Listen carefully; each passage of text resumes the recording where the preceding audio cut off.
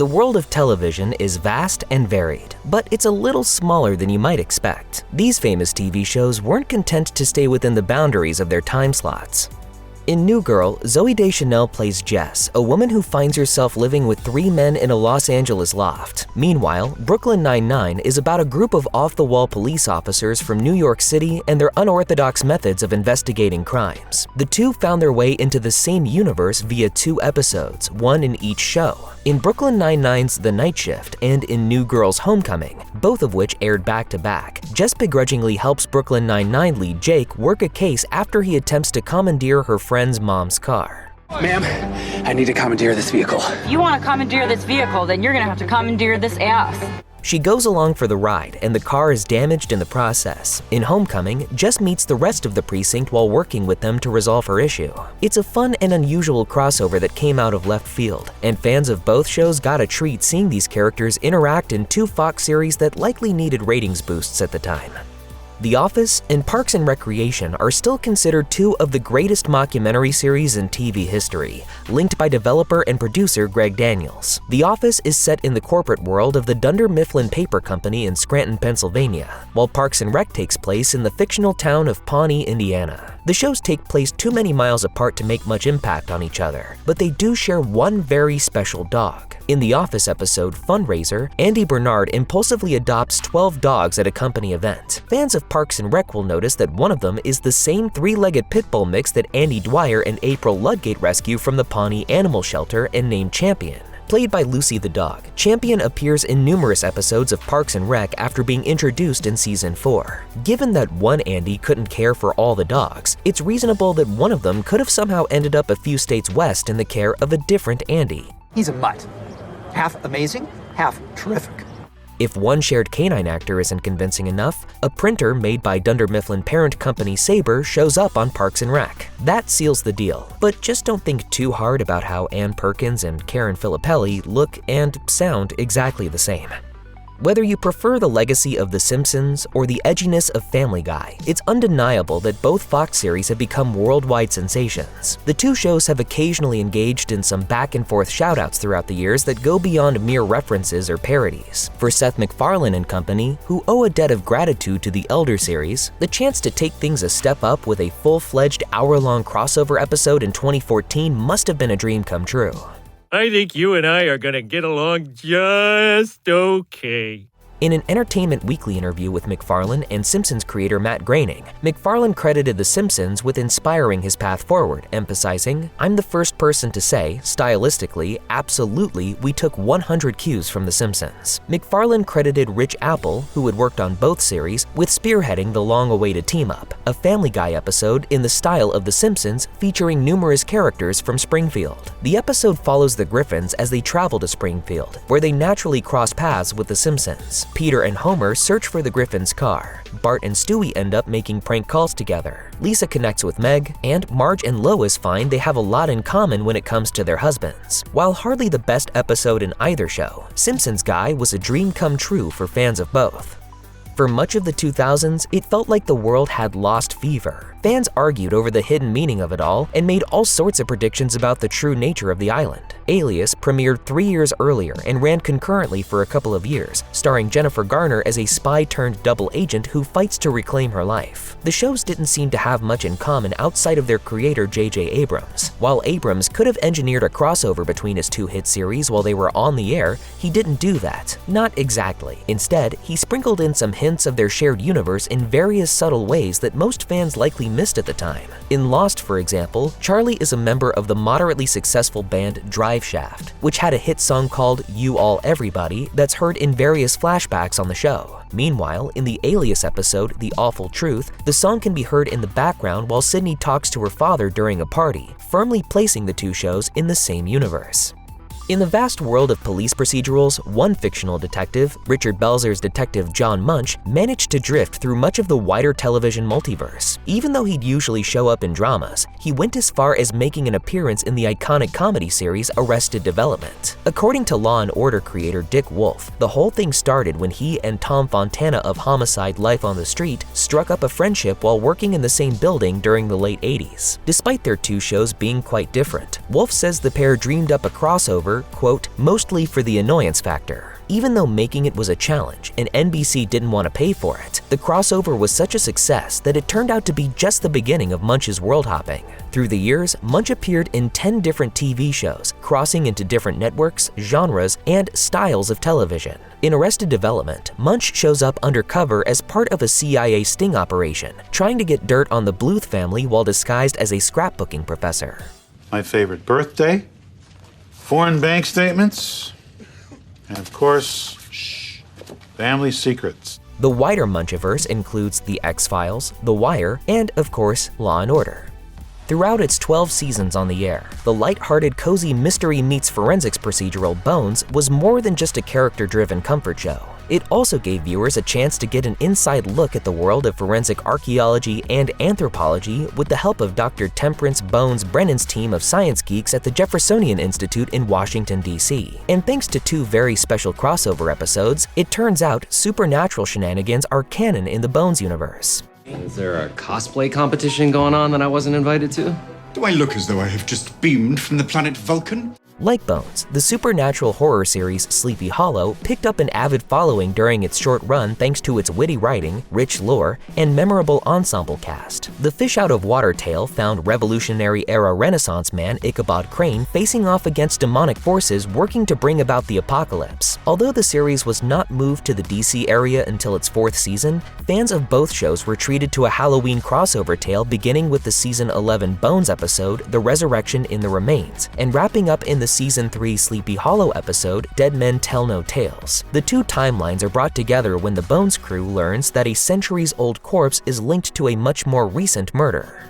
One of television's longest-running procedural franchises is the CSI universe. It first originated with the 2000 flagship series CSI Crime Scene Investigation, which spent 15 seasons on the air and spawned several spin-off shows, including CSI Miami, CSI New York, CSI Cyber, and CSI Vegas. Through the years, this has yielded its own set of in-franchise crossovers, like the 3-part CSI trilogy tie-in that spanned CSI, New York, and Miami.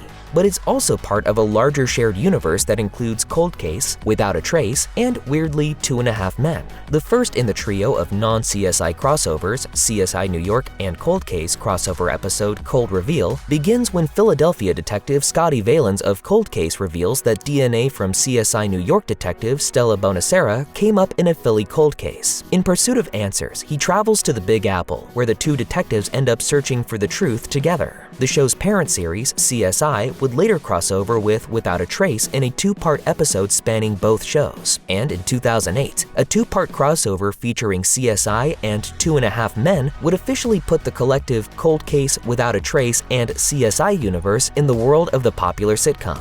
Oh, gee, I don't want to implicate anybody. Right now, the only one implicated is you. The world of Archie comics got a 21st century makeover when it was adapted into a show for the CW. Starring KJ Apa, Lily Reinhart, Cole Sprouse, and many more, Riverdale took the popular series of comedy strips and turned them into a supernatural crime drama. It was first envisioned as a John Hughes-inspired teen adventure, but evolved into something much more surreal before hitting the airwaves. There's someone I'd like you to meet. Hey ladies, what's happening? Chilling Adventures of Sabrina was meant to serve as a companion series, with Sabrina the Teenage Witch even making an appearance in Riverdale Season 6 to help bring the victims of a strange sickness back to life. That's not all. Both shows share a universe with Pretty Little Liars' Original Sin, and presumably its parent series, Pretty Little Liars. It's brief, but the reference comes when the Liars investigation leads them to a clue involving the Sisters of Quiet Mercy over in Riverdale. The creator of all 3 series, Roberto Aguirre Sacasa, confirmed the connection to TV line, saying, "I guess it does exist in the same universe." The writers apparently didn't know if they could leave the reference in, but since no one objected, the shows are officially linked forever.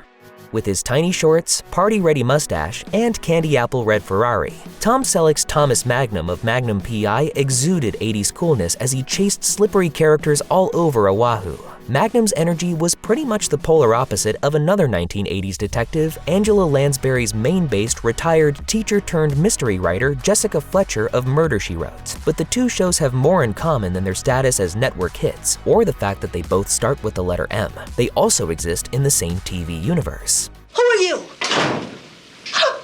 Shh. What do you mean, shush? What are you doing here? A two-part crossover episode spans both series, beginning with the Murder, She Wrote episode Magnum on Ice and ending in the Magnum episode Novel Connection. The two-parter sends Jessica to Hawaii after Magnum is accused of a murder-for-hire plot, and the pair end up working together to find the real killer. Magnum also shares a connection with Simon and Simon through a similar two-part crossover. Although rumors of a planned Magnum PI and Quantum Leap crossover have swirled for decades, the fact that the Simons, Jessica Fletcher, and Thomas Magnum are all out there solving mysteries in a shared universe still makes for some engaging storytelling. Community was never afraid to get meta with its premises, and that includes its crossover with Cougar Town. The shows have virtually nothing in common. One is about the wacky adventures of a community college study group, and the other is about a recently divorced woman navigating her 40s with the help of her friends. Cougar Town exists as a TV show in the Community universe, beloved by Greendale's resident pop culture genius Abbott. As he explains to Jeff in the Community episode Critical Film Studies, he was invited to the Cougar Town set as a thank you for starting a fan club. But when he was given the chance to be an extra on the show, he had an existential crisis that ended with him soiling his pants. If I'm a person that watches Cougar Town, how can I be in Cougar Town? And the more I start thinking about it, the less any of it makes any sense at all. Sure enough, Abbott appears briefly in the Cougar Town episode Something Good Coming Part 1. He's only in the background of a single scene before he runs off with incredible urgency, implying that he had his accident. It's not a perfect match to the way it's described in the Community episode, but Abed's more active involvement and the Subway product placement only make the moment funnier for those in the know. That's not all. Cougar Town's Dan Bird and Busy Phillips have a cameo in the Community episode For a Few Paintballs More. Cougar Town crosses over with Scrubs in a more traditional way, but still with an interesting twist. Both shows were created or co-created by Bill Lawrence, and much of the cast, including Krista Miller, Ken Jenkins, Sarah Chalk, and Sam Lloyd, appeared on both shows. Even Cougar Town star Courtney Cox had a 3-episode arc in Scrubs. Of course, their characters are different in each series, which some fans might have expected to come in the way of any potential crossovers. Of course, it didn't take long for Cougar Town to provide some hefty fan service when it featured a large handful of Scrubs characters. In the Cougar Town episode, A One-Story Town, most of the major players from the medical comedy stop by for a fun series of cameos after Ted arrives in Florida with his a cappella group. This is weird, man. Everyone here looks like someone from my old job. Even Zach Braff appears, showing up at the very end of the episode to deliver a pizza. Quirky, episodic sci-fi and fantasy shows aren't very popular nowadays, but for a while, fans could find a wealth of such lighthearted fare on the Sci-Fi Channel. The fact that two of the more beloved series in that category, Eureka and Warehouse 13, existed in a shared universe meant fans of the genre were constantly in for a treat. Thankfully, the two are a natural fit. Set in the town of Eureka, Oregon, Eureka follows the scientific geniuses behind Global Dynamics, the company responsible for some of humanity's most recent technological breakthroughs. Warehouse 13 deals with a pair of U.S. Secret Service agents tasked with rounding up supernatural artifacts and storing them in their hidden headquarters. Their shared universe is referenced throughout both TV shows, going far beyond the occasional cameo or casually dropped reference. Eureka researcher Douglas Fargo shows up at Warehouse 13 more than once, while Warehouse 13's Claudia Donovan and Hugo Miller make their own journeys to Eureka. Anyone who had access to network TV during the 90s will likely remember ABC's TGIF, the Friday night sitcom block responsible for a host of laugh-tracked TV shows. With their Randy Newman theme songs, inoffensive family comedy, and occasional very special episodes, these shows were the perfect way to round off the week. But only the most dedicated TGIF viewers knew that all their favorite TV shows were actually set in the same universe, with many of them spinning off from other series in the lineup. Occasionally, they'd even get treated to the ultimate sitcom experience, the crossover episode, like when Steve Urkel from Family Matters dropped by to visit the Tanner family in the 1991 Full House episode Stephanie Gets Framed. He dropped some catchphrases, strutted with Jesse, and offered Stephanie some advice for her new glasses. The trick is to make them laugh with you before they laugh at you. And always remember, hold your head up high. Otherwise, those suckers will slide right off your nose. Thanks to this and other crossovers, the list of TV shows set in the same universe would become fairly expansive. It came to include series like Step by Step and Boy Meets World, while fueling fan theories thanks to Urkel's canon time travel machine.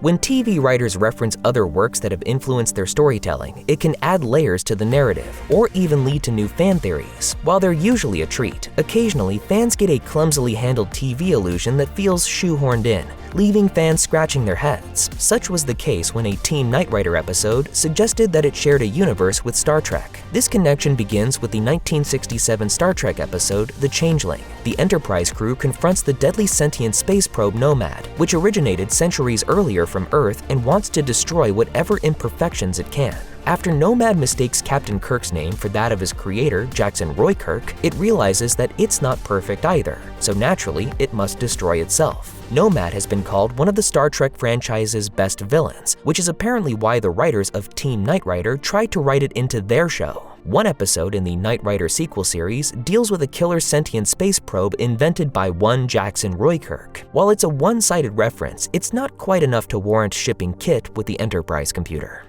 Abbott Elementary and It's Always Sunny in Philadelphia are two incredibly popular shows set in the city of brotherly love, but that's about where their similarities end. One is about the staff of an underfunded Philadelphia elementary school that goes above and beyond to help their kids in any way possible, and the other covers the ruinous lives of 5 wildly self-destructive narcissists who probably shouldn't be allowed around children. Despite their differences, the two series crossed over with each other in 2025 after loads of requests from fans. In the Abbott Elementary Season 4 episode, Volunteers, the school welcomes the It's Always Sunny gang, who are there to help the teachers and give something back to the community. Compelled by court order, of course. Is it a crime to dump 100 gallons of baby oil in the scope? And 500 Patty's Pub t-shirts? And a Cybertruck? Yes! Yeah, the judge thought so too. This sets the stage for a hilarious mashup, with the gang employing their unique abilities to help the school and their students until their antics ruin everything. The episode doesn't reach the raunchy heights that Always Sunny normally does, but that changes when the crossover continues in the premiere episode of Sunny Season 17. Both Gravity Falls and Rick and Morty mess around with interdimensional portals, so it's not absurd that the two shows might collide. That said, they never did so overtly, only sprinkling in various Easter eggs to entice fans. After all, one is an Adult Swim series about a drunken absentee grandfather and his grandson, while the other is a family-friendly Disney show.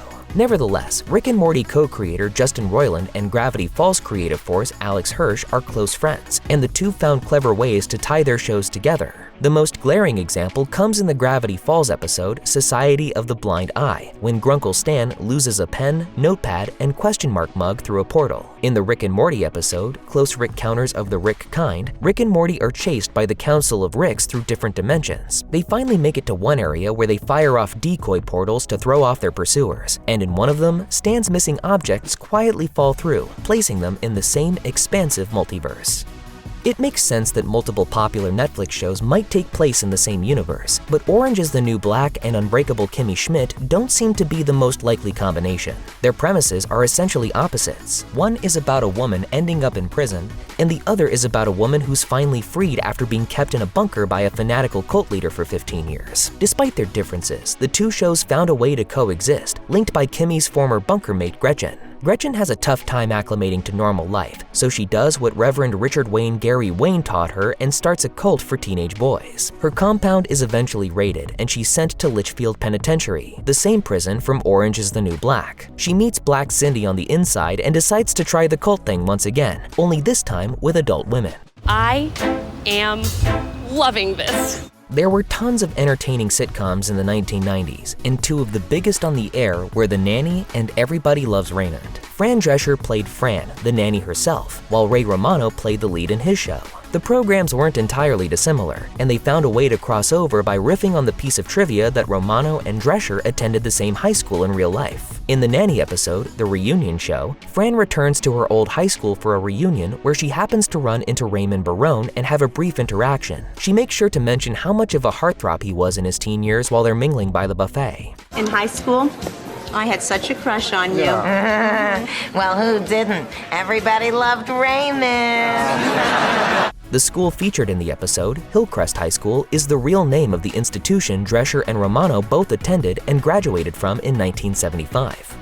If there's one show on television that shouldn't have crossed over with any other, it's Cops. The reality TV series ran for 37 seasons and over 1,200 episodes, but it's not episodic, nor does it feature recurring characters. The X-Files, on the other hand, has a cast of regular characters, is episodic, and is much more focused on the paranormal than anything based in reality. Despite the entirely different formats, the two shows managed to do a crossover in the Season 7 X-Files Monster of the Week episode, X-Cops. It plays out in real time as FBI agents Mulder and Scully search for a mysterious shapeshifter. Throughout their investigation, they're chronicled by the film crew from the TV series Cops, and the whole thing plays out as if it's an episode from that show instead. It even opens with a modified Cops disclaimer and Bad Boys playing during the intro. Mulder likes having the Cops camera crew around, but Scully finds it frustrating. The possibility of capturing concrete proof of the paranormal, of a werewolf in front of a national audience, even an international audience, what's not to love? It's a solid episode, but it's quite possible that some folks tuned in to watch The X-Files and thought they'd accidentally stumbled across an episode of Cops.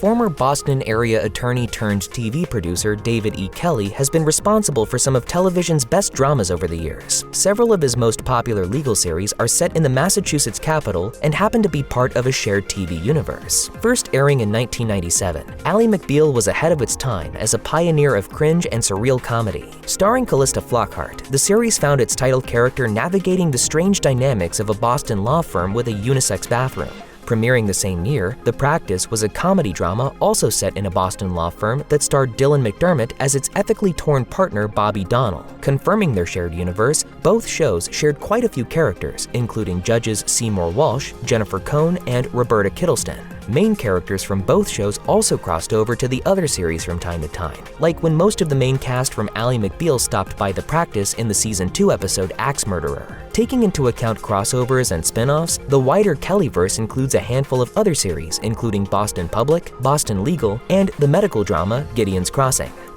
30 Rock and Unbreakable Kimmy Schmidt are tied together through a number of actors, along with the influence of Tina Fey and Robert Carlock as the creators and showrunners of both programs. There was bound to be some crossover between the two that placed them in the same universe, but while major actors like Jane Krakowski and John Hamm appeared in both series, they played different characters in each and weren't proper connections. Instead, it's a woman named LaDonica who works in a drugstore and first appeared in the 30 Rock episode Tracy Does Conan. Kenneth tries to solve Tracy's medication issue and runs afoul of the humorless clerk. Fine, I will try the other location, but frankly, LaDonica, you have not been real helpful. In the Unbreakable Kimmy Schmidt episode, Kimmy Gives Up, Jacqueline explains to Kimmy that she had an unpleasant experience with a familiar name.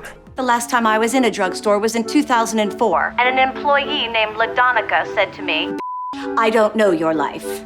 Mad Men made John Hamm a star, and when it ended, he branched out into comedy, finding his way onto Tina Fey's sets in both Unbreakable Kimmy Schmidt and 30 Rock. In the latter, Hamm plays Dr. Drew Baird, one of Liz's many boyfriends over the years. But while Hamm is just one of many celebrity cameos in 30 Rock, and appears as the Mad Reverend Richard Wayne Gary Wayne in Kimmy Schmidt, there's more to it than that. In one episode of Mad Men, Ted orders an Old Spanish, which is a not-so-appetizing beverage found in both 30 Rock and Kimmy Schmidt. The drink in question was first seen mixed by Matthew Broderick's character in 30 Rock. Is that red wine with tonic water and olives in it? Yep. It's an Old Spanish. Is that not a thing? Other mentions that tie the two together occur throughout the series. In one segment on 30 Rock, the possibly immortal Kenneth claims that his name is Dick Whitman, which is Don Draper's true identity in Mad Men. In another episode, Liz's mom mentions once working as a secretary for Sterling Cooper, the firm Mad Men's cast works at. There are so many clues spread throughout each series that the link seems undeniable, even if they're separated by 40 or so years.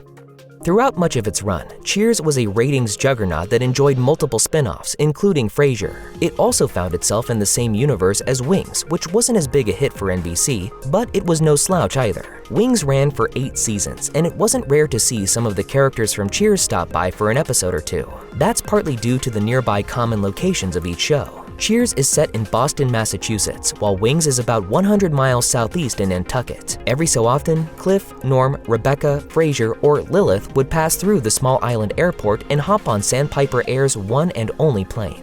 Frasier, stop being such a baby. If we crash and die, we crash and die. This is a vacation, for God's sakes. Inserting some of the characters from television's most popular series likely helped draw some eyeballs to Wings, so it makes sense that NBC decided to cross over there rather than on Cheers. Combined, Cheers, Wings, and Frasier are now part of what's often called the Frasierverse. Still, Wings wasn't a spin-off of Cheers, despite some websites making that claim, and it only landed in the Frasierverse through its shared characters and common creators.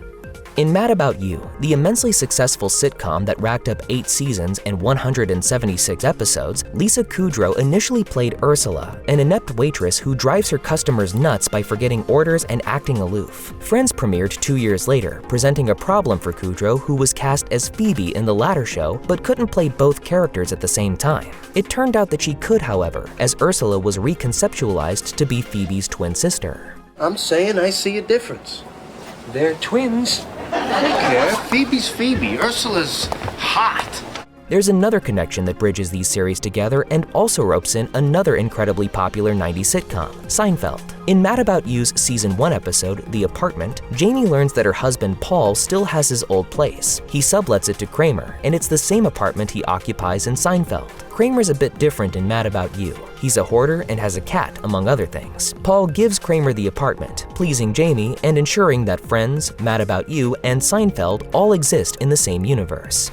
By 2025, The Simpsons had been on for 36 years and crossed over with several popular series throughout its hundreds of episodes. The show has featured everyone, from Mulder and Scully from The X-Files to The Critic from The Critic. But perhaps the best Simpsons crossovers are the ones that tie the shows to creator Matt Groening's other projects, Futurama and Disenchantment. There have been tons of little Easter eggs, complete crossover episodes, and casual mentions that connect these 3 series together. Futurama fans didn't miss noticing a big connection to Disenchantment in that show's episode, Dreamland Falls, when a time machine pops in and out of existence for a fraction of a second. That time machine contains Professor Farnsworth, who gets lost in time in the Futurama episode, I Know What You Did Next Xmas. There's also a moment in Disenchantment where Fry's hair is visible, and of course the crossover episode, Simpsorama.